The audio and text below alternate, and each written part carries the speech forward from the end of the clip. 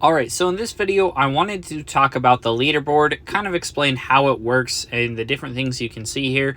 So one thing I'm going to note right off the bat, so it's going to say server right up at the top. So for me, it says server GL-2. And so all this means is like GL, I'm assuming stands for global leaderboard, something similar like that. But as of now, at the time of this video, I think there's 3 or 4 servers.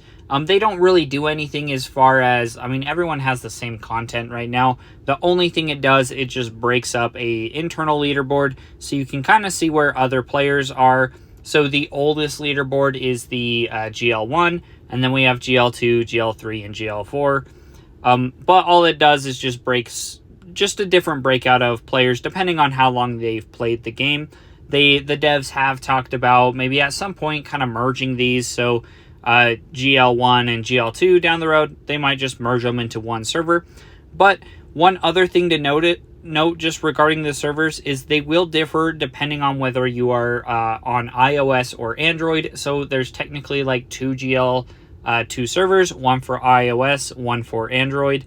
But so as far as the different things that the leaderboard can show you, and you'll know at the top we have the global leaderboard, as well as you can switch over to just a country leaderboard if you just want to compare people just in your country versus globally. But the 4 things that the leaderboard can show you is 1, the combat power, which I'll have a separate video talking about combat power specifically in another video, just because there's some nuances as far as how it works. But one thing I'll note right now is the combat power it actually shows for you on the leaderboard is actually your highest combat power you've ever had. So if you note right now, I actually only have 84.7 million. I can go and equip Vulcan. I'll have some more. But if you go and actually view my profile on the leaderboard, what you'll see is it shows I have 95 million power. I actually don't right now, but it will just take whatever your power was at the highest point. So you might end up changing equipment, slimes, or runes. And runes are a very common one because runes are actually one of the big things you can use to manipulate your power and kind of change it, gear it towards certain stats that provide more power. Once again, I'll touch that in the follow-up video.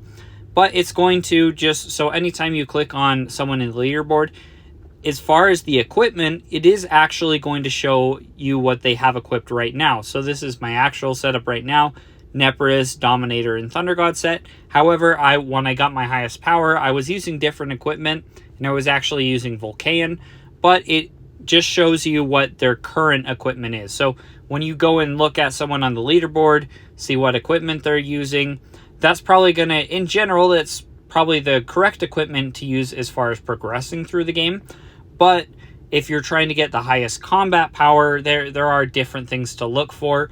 A lot of people, when you look at them in the leaderboard, this isn't actually their setup they use to achieve that high combat power number. Okay, so on to other stuff you can see within the leaderboard. So 1, we have gold, which this is just going to be your total gold generated. Then we have wave, how many waves in the game you've completed. So if I go and play around on like a normal mode, stage 10, a full round is 40 waves. And then bosses, how many bosses you've defeated total. Some rounds are going to have more bosses just depending on what stage you're playing. So like a stage 10 might have 4 different bosses, while stage 1 or 2 will only have 1 boss. So all of this stuff, these last 3 things, you can also just go check out. If you go back to your main profile page and click the top left corner of the screen, it'll also have a couple of other additional things like battle times, waves cleared is one, the gold earned, gems earned, equipment number. Now this equipment number is actually just the current number of equipment you have in your inventory.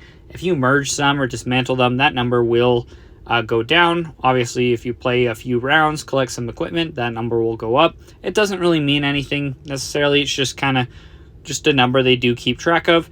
Enemies destroyed and bosses destroyed.